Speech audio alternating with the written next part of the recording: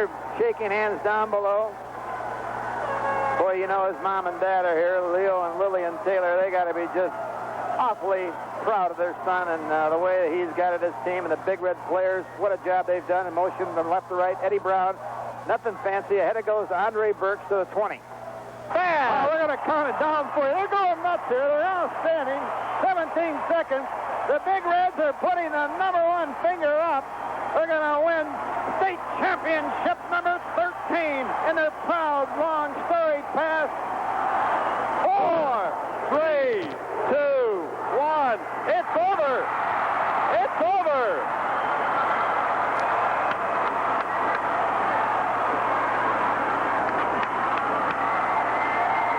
And up scene on the field.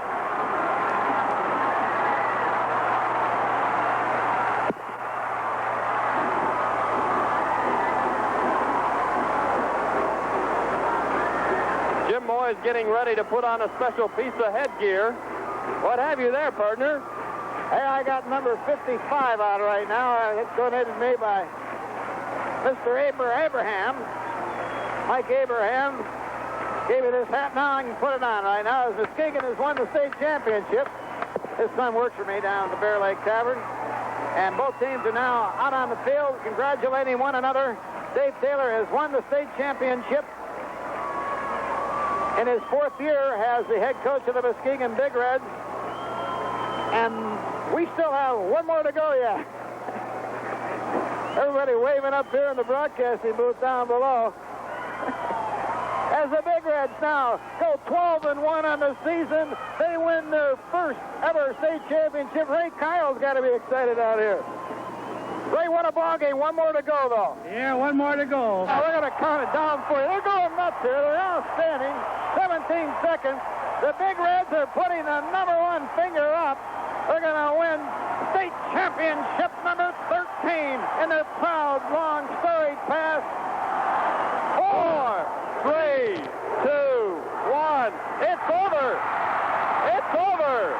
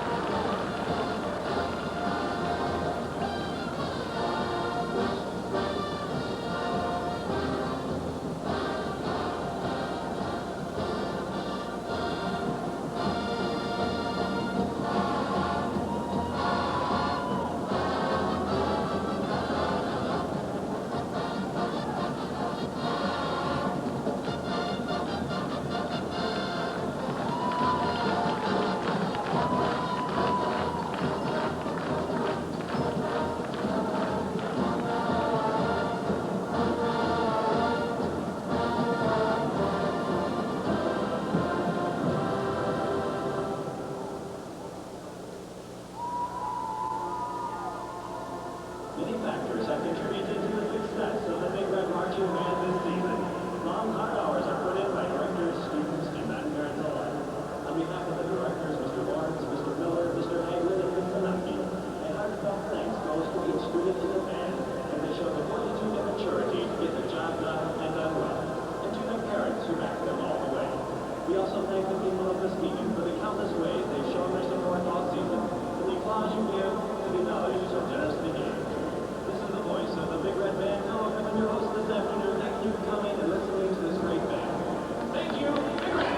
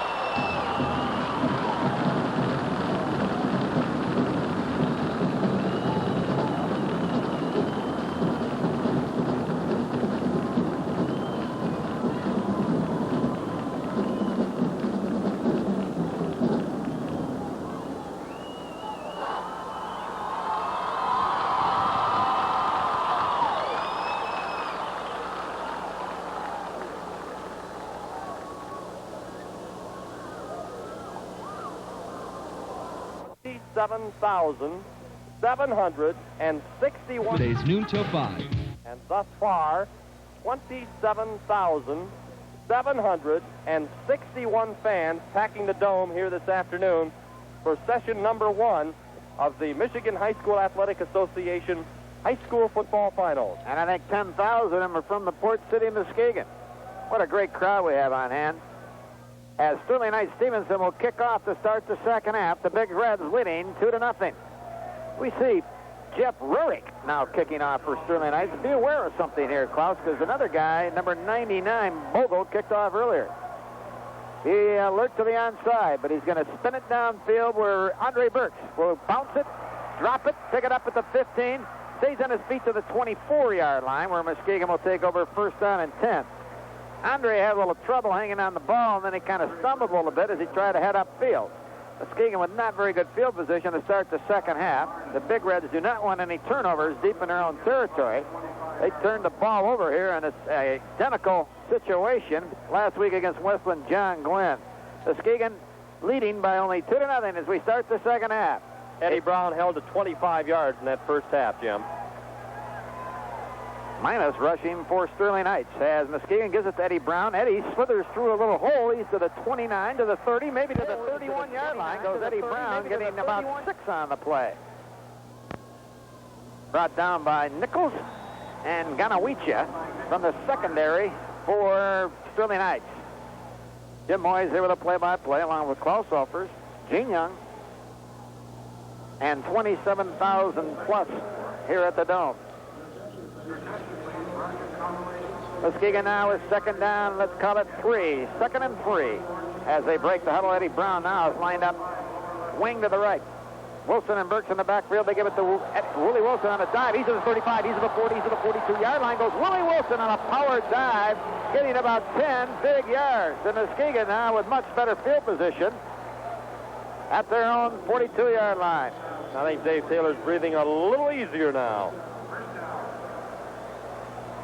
This drive starting at the Muskegon 24. They've got it out to the 42. They lead 2-0 to the Big Reds. Big Reds lined up out of the power eye right. The ends are in tight. They give it to the tailback, Eddie Brown. He's to the 45. Eddie's out near midfield. He's got 8. Oh, Muskegon with some power football. And one of the big matchups is Cedric Brown against Ron Zielinski. And right now, you got to say the Browns winning that one. Yeah.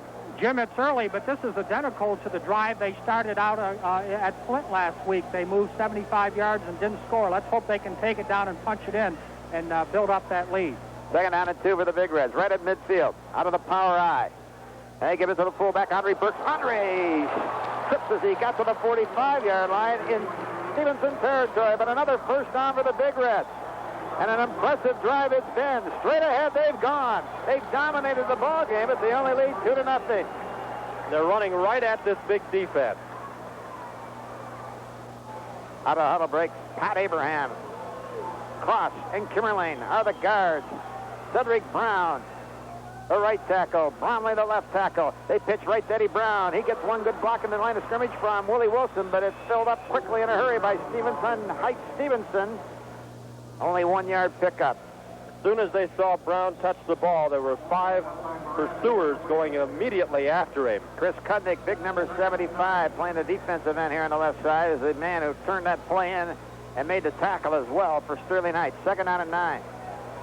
Kudnick, Schroeder, Zielinski, and Thurrott all on that front 4 defensive line for Sterling Heights. They give him a dive now to Willie Wilson. Breaks one tackle, stays on his feet, but he only got a couple of yards. That play did not develop. Willie got all he could out of that. He ran right over Joe Thurrott at the line of scrimmage. But he was slowed up by Thurrott, and the finishing touches made by Kevin Sisko. Now Muskegon with third down and long, 3rd down and 7 for the Big Reds. With less than 9 minutes to be played in the third period, Muskegon hanging on to a 2-0 lead in front of 27,700 at the Silverdome. Muskegon out of the power I. The ends are in tight. Will Burks go to the air. He's rolling back the pass, being chased. Those went incomplete at the 35-yard line. He overthrew Willie Wilson, and Chris Cross now will perhaps come in to punt away the football for Muskegon. And the punt team does indeed check him for Muskegon. They want to send Stevenson Heights deep in their own territory, so that drive, which started out with a lot of promise, stalls at the 42-yard line in Titan territory. Cross now back at his own 45-yard line, waiting for the snapback by Pelotas. Larry Gonowicha standing back at about his own 10-yard line. And they're going to fake it. They give it to Andre Burks. Andre trying to get the first down. He does so with a great second effort. He got inside the 35, barely picking up the first down. And David Taylor, the riverboat gambler. Listen to this crowd. When you told me your buddy Dave Taylor was not the riverboat gambler, there's the biggest play of the game. It's got the crowd into it, and the Big Reds are excited. Gutty call. It worked. Let's keep it going. Boy, it looked like Andre Burks was going to fall down just shy of the first down, and he just dove through the air, got to the 35. Let's call it 1st down and 10 for the Big Reds. They keep the down box moving. They give it now to Eddie Brown. Eddie's got some running room. He's to the 30. He's to the 28-yard line. He nearly broke it. Joe Valenza in there making a stop along with Joe Schroeder. But a pretty good first down pickup for the Big Reds, who've been down in Titan territory all afternoon. Pretty good strategy at this point, keeping that Heights-Stevenson offense on the sideline. And a timeout called on the field, momentary officials timeout. Eddie Brown has some problems with his helmet. Jim, I got to believe, too, that if they can continue to do this in the second half, they'll wear down these big guys up front for Stevenson. Well, one point, though, Klaus, we must stress is that Sterling Heights Stevenson, 2 platoons exclusively. They do not have anybody go both ways. Muskegon has about 3, sometimes 4, maybe even 5 on certain isolated instances where they go both ways. 2nd down and 3 for the Big Reds. Out of the power I right. And they get right up the middle now to who? That is Andre Burks. I thought they give it to the tailback, and Burks is down to the 20-yard line. He's got a first down. They fooled me. They fooled the 27,000 plus in the dome, and they fooled, most importantly of all, the Stevenson defense. I'll tell you, let's credit the backs for doing a good job, like Eddie Brown. He gave every indication, and he hit the football. Yeah, I thought he did. James? Jim, they picked that play up from Spring Lake. I'll tell you about it. First down and 10 for the Big Reds at the 20. Boy, they need a touchdown right here. They give it now to Eddie Brown. Eddie to the 20, to the 19. He is really gang tackled after getting only about a yard. This is about the 3rd or 4th time Muskegon has been deep in Titan territory, and they only have 2 points to show for it. That from their defense. Boy, there's no gain at all on the play. Let's keep it 2nd down and 10 for Muskegon. Jim, this might be a good opportunity to go wide. They've been going into that middle. You've softened up that middle, opened up the outside. This would be a great time for something on the outside. Or maybe a little counter play as well to go outside. Willie Wilson now. He's wing to the right. And they pitch back. Nope, they're going to keep it. Rodney Burks on the quarterback keeper, and he's got a couple of yards down to the 18-yard line. Very little pickup for the Big Reds. On the bottom of the pile, Ron Zielinski. Jim, running that play, they may be setting up that reverse to the wide side. I look for Eddie Brown to go around left end on that reverse play. 3rd down and 8 for the Big Reds, and boy, here's a big play. As Rodney Burks glances toward the Big Red bench, and Andre Burks comes in with a play. Every time we've turned around with Muskegon with the ball here thus far, but still only leading 2-0. 6 minutes to be played in the 3rd quarter. Willie Wilson now is lined up wing to the right. Let's see if he gets it on the inside reverse. He gets the call, but he goes nowhere. He's still driving. He got as much as he could out of that. He's right at the 16-yard line, maybe the 17. Well shy of the first down by about 7 yards. And Muskegon now right in the middle of the field. All for a field goal kicker. Larry Williams is not the field goal kicker, but he is coming in the lineup. This is one point where you may want to try one, but let's see if Muskegon can pick up this big 4th down play. At the 17, out of the power eye right. Will Rodney Burks go to the air? Rodney waiting for the snapback, rolling back the pass, looks into the end zone, and it is incomplete. Tried to hit Jeff Brown, double teaming Ganawicia, and Ken Marnham making the play, and Muskegon gives up the ball. And again, they come up empty. Stevenson, who has been on defense for the first 6 minutes and 50 seconds of the 3rd period, now will get the ball for the first time in the 2nd half at their own 18-yard line. Gene? Jim, one good thing you can say about that drive, it took a lot of time off the clock. A good offense is a good defense. Now they got to hold them down there and get the ball back. And they've been doing it so far. Woodard in motion from right to left. Out of a deuce backfield for quarterback Pat McAleer. He gives to Gorowski, and Gorowski gets a little running room. He got about 3 yards across the 20 to the 21-yard line. Left side of the Muskegon defense making a stop. Willie Wilson and Dion Irvin combined to make the stop for the Big Red. Let's give him 4, 2nd down and 6. This would be a great time for a fumble. And Muskegon has led since the 3-minute mark or thereabouts, I believe it was in the first half. But boy, they certainly have dominated this game. 2nd down and 6. Woodward in motion, left to right, out of the pro set offense.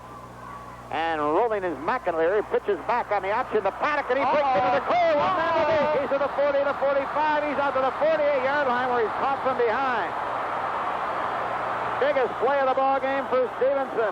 Brings him out near midfield. Eddie Brown caught him from behind. Also in there, Andre Burks. Quarterback option rolling down the line was Pat McAleer. He was belted just as he pitched the ball back to the trailing tailback, Matt Paddock, and he got a lot of running room. He got better than 30 yards on the play. 1st down and 10 for Stevenson. Might be the first time they're in Muskegon territory all afternoon. Well, they're not there yet. They're the 48, but they're threatening to do so.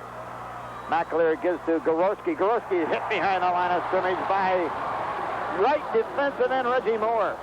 Also, Anthony Watkins, the Mighty Mites in there, stopping him for a small loss on the play of about 1 yard.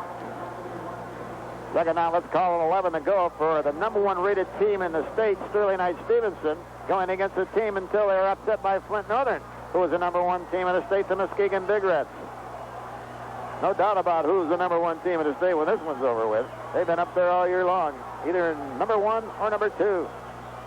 McAleer, and look at the Big Red stun on defense. He's back to pass, looks downfield, throws out in the flat, incomplete, intended for Paddock. Clayton Kimmerling applying the rush. McAleer is obviously a more effective passer when he stays in that pocket. When he rolls, he has a hard time. Reggie Moore got up a little bit groggy on that play, I felt. But he's staying in there. And Reuben Townsend will now come in defensively on this, what would appear to be a passing situation for the Titans on 3rd and 11 for Ken Terrell. They got wide receivers doubled out to the right. tight end on the left side in tight. Clayton Kimmerling's matched up with him as McAleer drops back to pass. He looks downfield. He's got a man open, but batted down by Mario Hoffman at the 42-yard line, incomplete. Hoffman got back in the seam. He got back from his zone to knock the ball down and forced Paddock again to punt away the football. 3:17 to be played in the third quarter of this Class A championship battle before 27,000 plus and thousands more listening on WKBZ 85. Paddock, who's really been their best offensive weapon here tonight with that long 30-yard run and his punt game, stands at his own 35-yard line. Gets a snap back from center. Muskegon with no rush. And Willie Wilson back to return at the 17. He's at the 20. Across the 20 to the 22-yard line goes Willie Wilson. And Muskegon now will start their second drive of the second half. Back deep in their own territory. The Big Red defense bent once on that option pickup from quarterback McAleer, pitching it back to Paddock for about 30 yards, but the Big Reds stiffen and hold them once again. They got a long way to go. Rodney Burke back in at quarterback for the Muskegon Big Reds, the all-area performer since Pat Abraham first out of the hole. He's up to the ball. Full house backfield for Muskegon. And they give right up the middle to the left halfback. I believe that's Eddie Brown, and he didn't get hardly anything. He might have got a yard, and that's all. Stevenson plugged that one up in a hurry. Dan Scullion and Joe Glenn, and we got a Big Red hurt. And that might be Eddie Brown. I think it is. Eddie Brown is injured on the play with 2:43 to be played in the third quarter, and the Big Reds leading 2-0. We'll be back with the progress of the injured Eddie Brown in 1 minute right after this important word. Right now, Al Perry Furniture is featuring one of the most popular cable-ready Philco TVs for a low sale price of $349.95. The Philco C3901A 19-inch color TV.